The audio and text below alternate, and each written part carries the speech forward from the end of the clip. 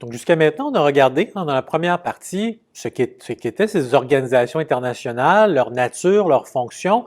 On a commencé à regarder l'ONU en tant que cas d'étude d'une organisation internationale. On a déjà regardé aussi comment il y avait certains ingrédients idéalistes, nobles, et certains ingrédients plus pragmatiques, terre à terre, on va appeler plus réalistes. Le secrétaire général, en tant que représentant de l'humanité, qui transcende l'intérêt des États souverains, est un élément une position très idéaliste. Il est le porte-parole de l'humanité. Les contributions financières, par contre, on peut dire que c'est un élément assez réaliste, assez pragmatique. Les plus riches sont appelés à payer une plus grande partie du budget. Ce qui sous-tend aussi que s'ils ne veulent pas payer cette partie, l'organisation, l'ONU, sera pas en très bonne posture. Donc, c'est assez pragmatique ici de se dire, il faut que ces États-là soient satisfaits de comment l'ONU fonctionne, parce que s'ils sont pas satisfaits, peut-être qu'ils vont dire, pourquoi je paierais pour quelque chose qui va contre moi, ou qui va contre mon pays, qui va contre mes intérêts. On va voir que cette ligne de division se retrouve ailleurs aussi. En fait, se retrouve à peu près partout dans l'Organisation des Nations Unies. On va le voir par l'étude de deux agences, deux chambres des Nations Unies, que sont l'Assemblée générale et le Conseil de sécurité. Chacune, l'Assemblée générale représente des vues très idéalistes, très nobles, tandis que le Conseil de sécurité représente davantage une vision très réaliste, très pragmatique, très terre-à-terre de comment les relations internationales doivent être structurées. Premièrement, regardons le premier. Commençons par l'idéalisme, c'est bien, c'est rafraîchissant. L'ONU a ce côté idéaliste, et vous pouvez retourner dans la charte, l'article 1 de la Charte des Nations Unies est uniquement à propos de vues idéalistes, notre principe d'autodétermination, de liberté, d'égalité. Je ne pense pas que personne pourrait être contre les principes qui sont dans l'article 1 tellement ils sont nobles. L'Assemblée générale aussi représente des vues très idéalistes. Ici, à l'Assemblée générale, que je vous conseille d'aller visiter si vous passez à New York, c'est un édifice magnifique, l'Assemblée générale représente ni plus ni moins qu'un forum où toute la communauté internationale se trouve. Les 194 États souverains membres des Nations unies ont chacun un siège à l'Assemblée générale. Donc, on peut dire de manière idéaliste, le monde est présent et représenté à l'Assemblée générale. Qui plus est, l'Assemblée générale vote pour des résolutions et ces résolutions, on les vote sur le principe que chaque membre des Nations unies, donc chacun des 194 membres, a un vote, donc a le même poids politique. Donc, que l'on s'appelle les îles Marshall ou un tout petit État, les îles Samoa, on a un vote au même titre que les États-Unis ou la France ou la Chine. Très idéaliste, cette égalité entre les nations, qu'on soit la moins puissante ou la plus puissante, on est sur le même pied d'égalité. Bon, c'est le côté idéaliste. Par contre, ce qu'on pourrait dire, c'est que à cette Assemblée générale, on n'y vote que des résolutions que l'on dit non contraignantes. Donc, ce qui est voté à l'Assemblée générale ne peut pas être imposé aux États membres. C'est ça qu'on veut dire par non contraignant. Ces résolutions ne créent pas non plus du droit international. Ils sont bien souvent comparés à des énoncés de bons principes.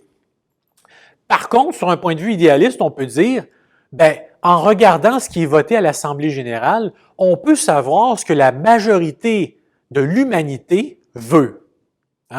Quelles sont les volontés, les désirs de la majorité de la communauté internationale.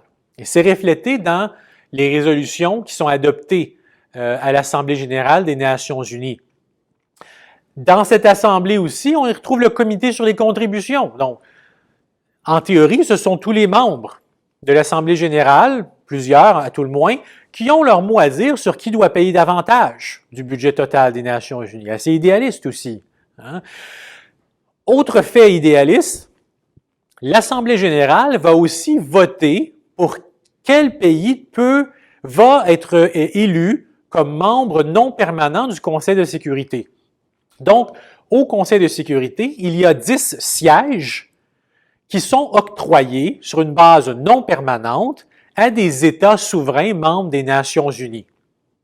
Ces 10 sièges sont octroyés sur une base régionale. Vous voyez, je vous invite à regarder la carte sur la diapositive.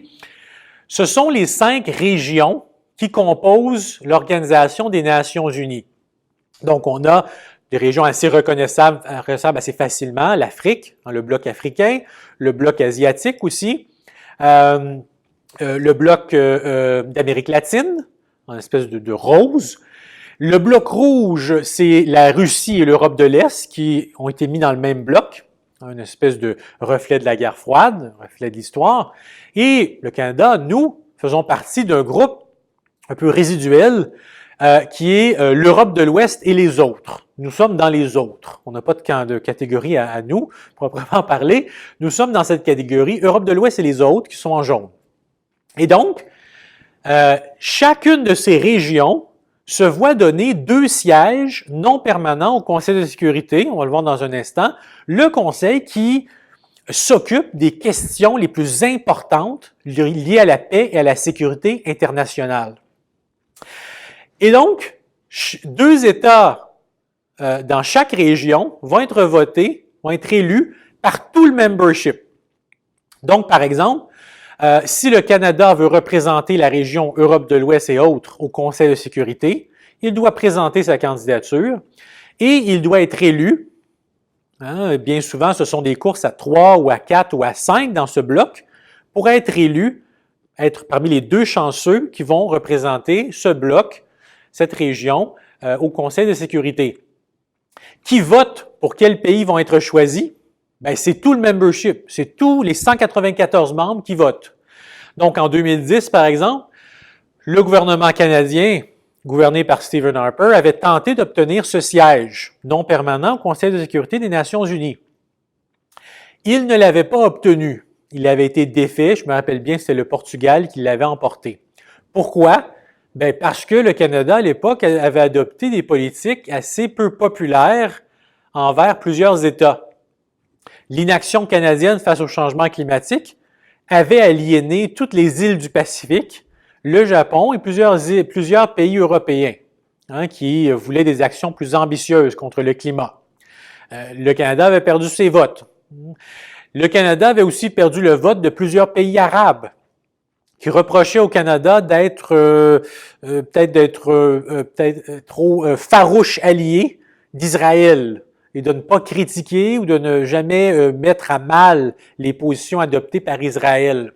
Donc, il avait perdu beaucoup de votes de pays arabes. Et donc, le Canada n'avait pas eu les appuis nécessaires pour gagner ce siège.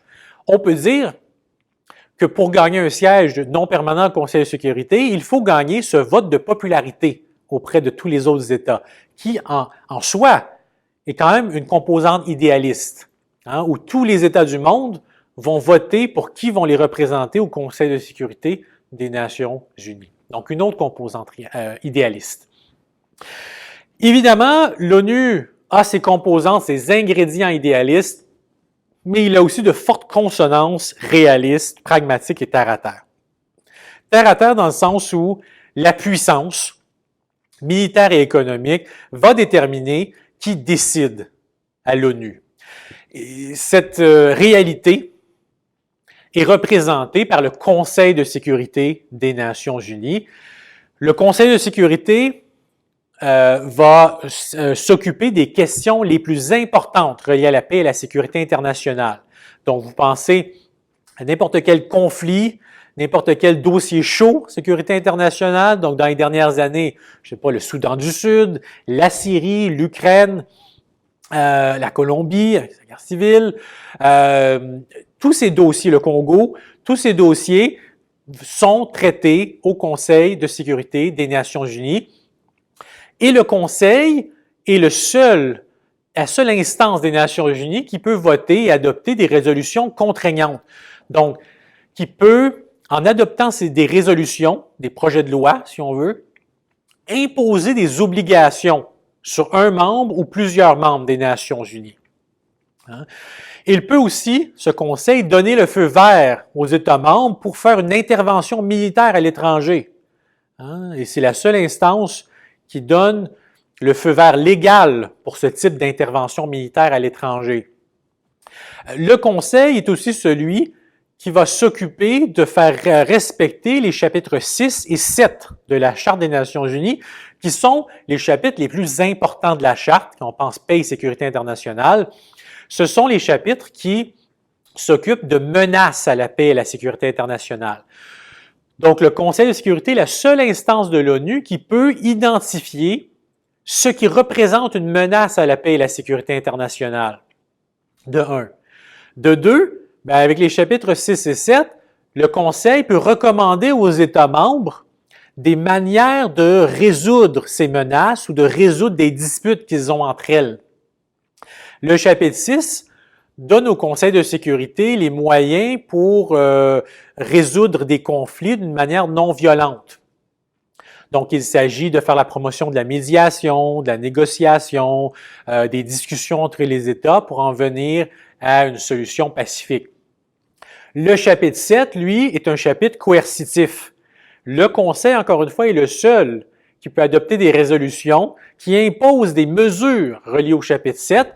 Le chapitre 7, par exemple, a pour nature d'imposer des sanctions économiques sur un ou plusieurs États membres.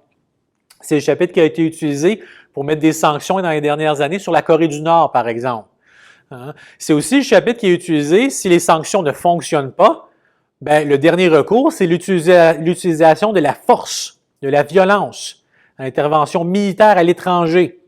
Le Conseil est le seul qui peut donner l'autorisation d'utiliser la force dans un autre État souverain. C'est aussi le Conseil qui va y aller de mesures de prévention des conflits, mais qui va aussi autoriser toutes ces opérations de maintien de la paix. Vous pouvez aller sur le site des Nations Unies. J'ai mis le site pour les sanctions. Il y a un comité sur les sanctions. Il y a aussi un comité sur une commission sur le maintien de la paix. Toutes les forces de maintien de la paix onusiennes ont été approuvées par le Conseil de sécurité des Nations Unies. Et si certaines forces de maintien de la paix ne sont pas présentes dans certains conflits violents ou guerres civiles, c'est parce que le Conseil de sécurité a refusé d'autoriser ces forces de maintien de la paix d'intervenir. C'est aussi le Conseil qui a mis sur pied des tribunaux spéciaux pour le Rwanda et l'ex-Yougoslavie. Donc, ça entre aussi sur ce type de mesures un peu coercitives ou punitives, punir les responsables de crimes de guerre dans le contexte du génocide rwandais et de la guerre en ex-Yougoslavie dans les années 90.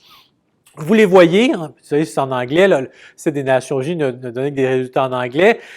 Certains des dossiers chauds auxquels le Conseil a dû faire face, et dans tous les cas, on voit la composante réaliste, ce sont les dossiers les plus difficiles, les plus sérieux et les plus grandes entraves à la paix internationale. Le Soudan du Sud, la Libye, la Somalie, le Congo. La plupart aussi sont des missions de maintien de la paix dans la liste. Comment le Conseil est structuré est aussi un reflet de cette caractéristique réaliste et pragmatique où la puissance domine. Le Conseil est constitué de 15 membres. On vient tout juste de le dire. 10 de ces 15 membres sont des États non permanents, donc des États qui restent là 2 ans, et après 2 ans, ils se font changer, donc un autre État de la même région va les remplacer sur le Conseil. Ils n'ont pas de droit de veto, donc ils n'ont qu'un vote régulier au Conseil lorsqu'il y a une résolution. La composante réaliste est le fait qu'il y a 5 membres permanents, donc 5 membres qui sont toujours là sur une base permanente en tant que membres du Conseil de sécurité. Et deuxième composante réaliste et pragmatique, on leur donne un veto. Donc, on leur donne le droit de bloquer une résolution et que si un de ces vétos est utilisé, la résolution n'est pas adoptée. Elle est rejetée, elle est considérée rejetée d'emblée s'il y a que serait-ce qu'un veto d'utiliser contre la résolution. Ces 5 permanents, qu'on appelle souvent le G5, les 5 grands, sont la Chine, la Russie, les États-Unis, la France et la Grande-Bretagne. Ce sont aussi les pays qui ont obtenu ce droit de veto pour une seule raison quand on y pense, c'est qu'ils étaient du côté victorieux pendant la Deuxième Guerre mondiale, donc en 1945. C'est la seule raison pourquoi ces États ont obtenu un statut permanent avec droit de veto. Hein? Et c'est aussi cette raison pourquoi ils le gardent. Hein? Pour renoncer au veto, il faudrait que les 5 grands renoncent à leur veto eux-mêmes, ce qui ne se fera pas de sitôt. On a donné ce veto pour une seule et bonne raison. C'est une raison très réaliste et très terre-à-terre. Les États puissants en 1945 n'auraient probablement pas été membres, embarqués dans ce projet qui est l'Organisation des Nations Unies, s'ils n'auraient pas obtenu un veto. C'est assez clair qu'un État en particulier, l'URSS, maintenant la Russie, mais l'URSS à l'époque, n'aurait pas embarqué dans le projet, et elle l'a dit de manière claire pendant les négociations, si vous n'octroyez pas un veto aux États puissants et à nous, l'URSS, nous ne signerons pas la Charte des Nations Unies. Ça a été dit de manière très claire.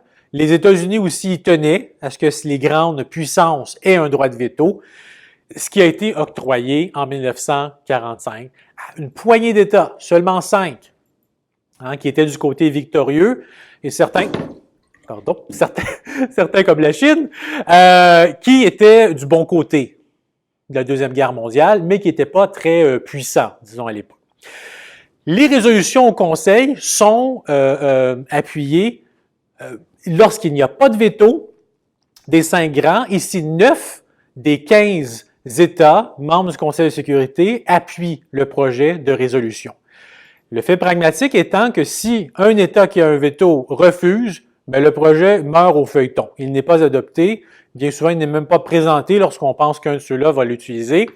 Comme vous le voyez, le veto n'a pas été utilisé souvent dans l'histoire de l'ONU.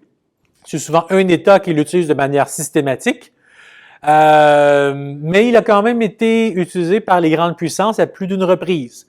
La menace de veto est une autre chose aussi. Si on sait qu'un des États menace d'utiliser son veto, si une idée est présentée dans une résolution, peut-être qu'ils n'auraient même pas utilisé le veto. Les États ne présenteront pas cette idée dans une résolution. Hein?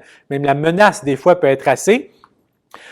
D'un côté réaliste, on peut dire, les États, on l'a vu, utilisent leur veto, certes. D'un côté idéaliste, par contre, regardez les statistiques qui nous proviennent des Nations Unies, on réalise que les États l'utilisent assez peu souvent.